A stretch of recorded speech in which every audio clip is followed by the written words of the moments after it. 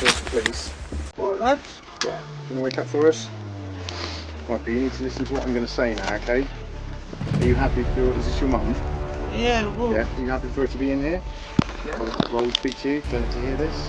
Yeah. So, Michael, you're being arrested on suspicion of the murder of Craig Hurcombe, who has not been seen since the 1st of January 2026. For several days after Craig Hurcombe died, his phone kept answering. Messages went out. Replies came back. To anyone texting him, Craig was alive and well. Busy, but fine. He wasn't. He was in a shallow grave in a patch of woodland at the yard where he worked. And the man sending those messages was the man who put him there. Michael Bretton would tell a jury it was an accident, that Craig slipped and fell and died, and that he simply panicked. That was his account. Everything that follows is what the evidence said instead. And the strangest part of this case isn't what he did on New Year's Day. It's the 4 weeks before it, when he rang the police more than once and tried to get them to do his work for him.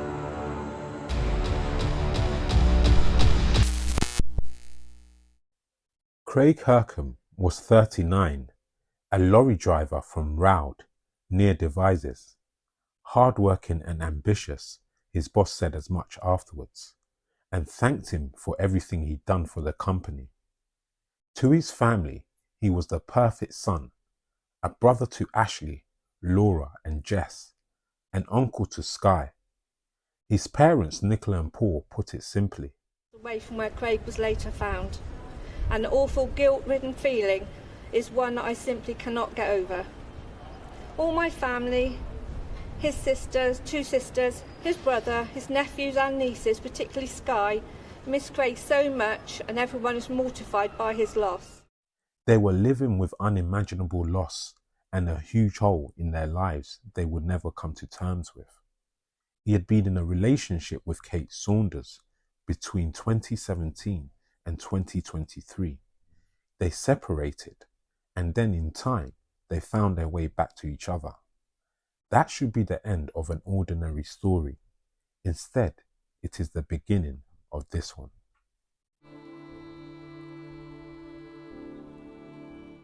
In 2025, during that gap, Kate met Michael Bretton on a dating site. It was brief and it was casual. She ended contact just at the point he wanted it to become something serious. That is the whole of it. A short relationship ended by one person in the way thousands of them end every day. Bretton could not let it go.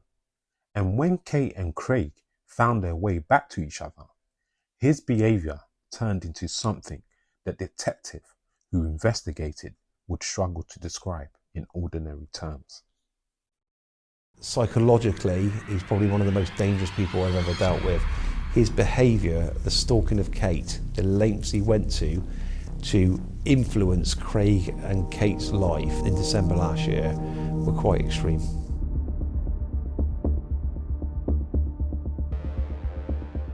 Through December, Bretton watched Kate come and go from her home.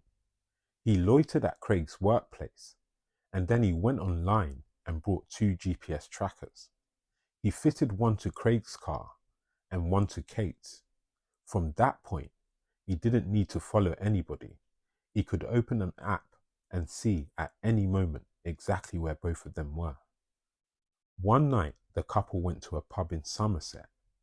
Bretton arrived minutes after them from a house 2 hours drive away. There was a later confrontation with Craig and the police were called. He didn't stumble across them. He watched the dot on the screen stop moving, and then he drove 2 hours to stand in front of them.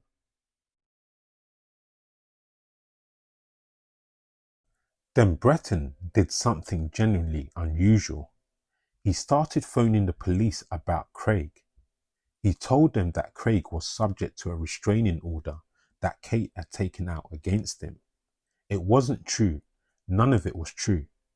As the senior investigating officer put it, He was telling police that to try and get them to separate Craig and Kate for him. They started looking to rekindle their relationship. Michael Bretton's behaviour has been quite bizarre. He's essentially stalked Craig and Kate.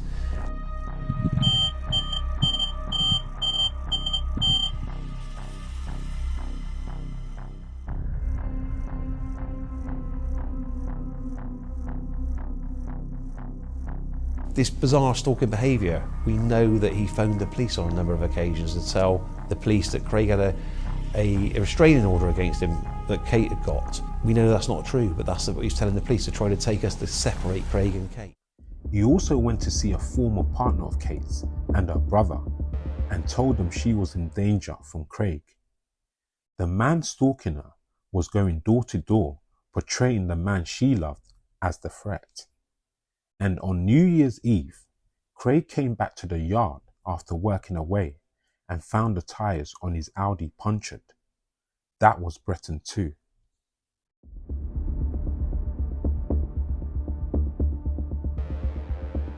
On the evening of the 1st of January 2026, Craig left Kate's house in Portishead. He was driving to the yard at Gurneyslade to sleep in his cab so he could start work early the next morning. Within 2 minutes of Craig leaving that house, Michael Bretton left his own house in Shaftesbury. Police could see when the tracking app was opened and when it was closed. He was watching, he saw Craig move, and he decided that was his moment. He parked away from the yard. He arrived about 15 minutes before Craig did, and then he entered the site, but not through the gates. That is why there is no footage of him arriving. Craig came in through the gates, and the cameras caught him. It is the last image of Craig Hurcombe alive. His lorry's own tracker records the engine being switched on. Police believe Craig was killed almost immediately after he arrived. A single stab wound from a samurai-style sword.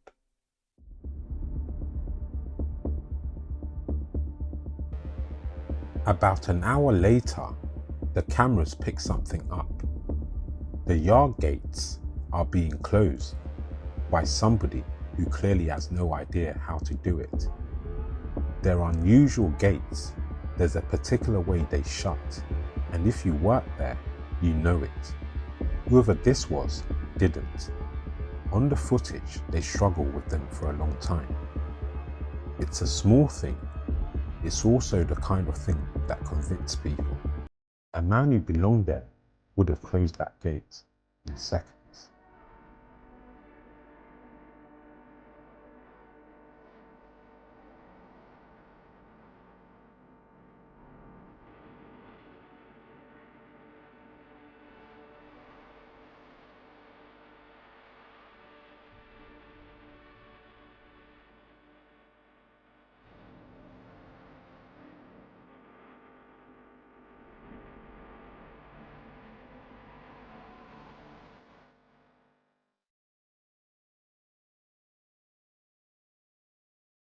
Within about an hour of the killing, Bretton left the site. Before he did, he took the SIM card out of Craig's iPhone and put it into one of his own devices. Then he drove home and did something deliberate. Within 2 or 3 hours of killing Craig, he walked in front of a CCTV camera near his home address. He wanted to be seen. He wanted a picture of an ordinary evening at home. Then he drove back. He returned to that yard for roughly an hour and 45 minutes. That is when he buried Craig in a shallow grave in a small wooded area on site. He burnt Craig's clothes. Then he took the tracker of Craig's Audi, drove the car out of the yard and set fire to it in a lane nearby. And he drove to a spot near the River Stour, carrying that tracker with him. Months later, police divers went into that water. They came out with a rusty sword one officers believe was likely the weapon that killed Craig.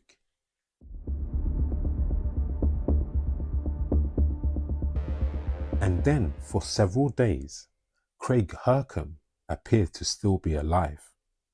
Bretton had his SIM. Messages came in for Craig, and Bretton answered them as Craig.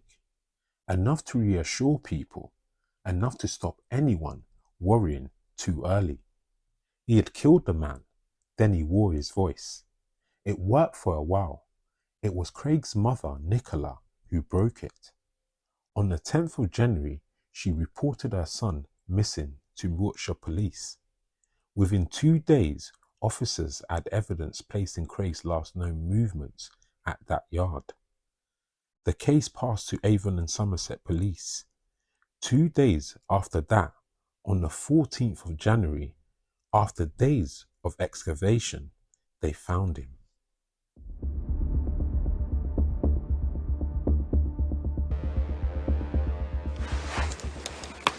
Hello, my first police. Well, that's... Yeah. Do you want to wake up for us? Michael, you need to listen to what I'm going to say now, okay? Are you happy for... Is this your mum? Yeah, well... Yeah. Are you happy for her to be in here? Yeah. While we speak to you, for her to hear this? Yeah. Okay. So, Michael, you're being arrested on suspicion of the murder of Craig Hurcombe, who has not been seen since the 1st of January 2026. The grounds for your arrest are that you were involved in an altercation with him on the 24th of December 2025, where you received injuries to your face. Your vehicle has been seen on ANPR in an area where Craig's car was damaged and where Craig was at a later date last seen. From your actions in the weeks leading up to Craig going missing, it would appear that you have been jealous of their relationship and didn't wish Kate Saunders to be in a relationship with Craig or other men. So for that reason you're under arrest for his murder. You do not have to say anything, but it may harm your defence if you do not mention when questioned, something which you later rely on in court. Anything you do say may be given in evidence. And the necessity for your arrest is a prompt and effective investigation by way of interview, searches of this premises and any other premises that we deem necessary, alright? And also to prevent your disappearance and to prevent any further harm. Do you understand? Yeah. Yeah. Okay. At trial, Bretton did not deny burying Craig. His account was the one we started with, that Craig had slipped getting into his lorry, falling onto a metal shaft and died. An accident. He said he had followed Craig into his workplace only to confront him and had panicked afterwards. 2 trackers bought weeks in advance, a departure 2 minutes behind his victim, an arrival 15 minutes early, a route that avoided the cameras, a sword, and afterwards a fire, a grave, a stolen SIM, and a staged appearance on CCTV outside his own house. That is not what panic looks like. The detective who led the case called the accident claim utterly implausible. On the 31st of July 2026, the jury agreed, unanimously finding him guilty of murder, life imprisonment with a minimum of 29.5 years before he can even be considered for release. There is a version of this story that gets told as a love triangle. It isn't one. Kate Saunders ended a brief, casual relationship, something she was entitled to do, and a man decided that entitled him to surveil her, to lie about the man she loved, and eventually to kill him.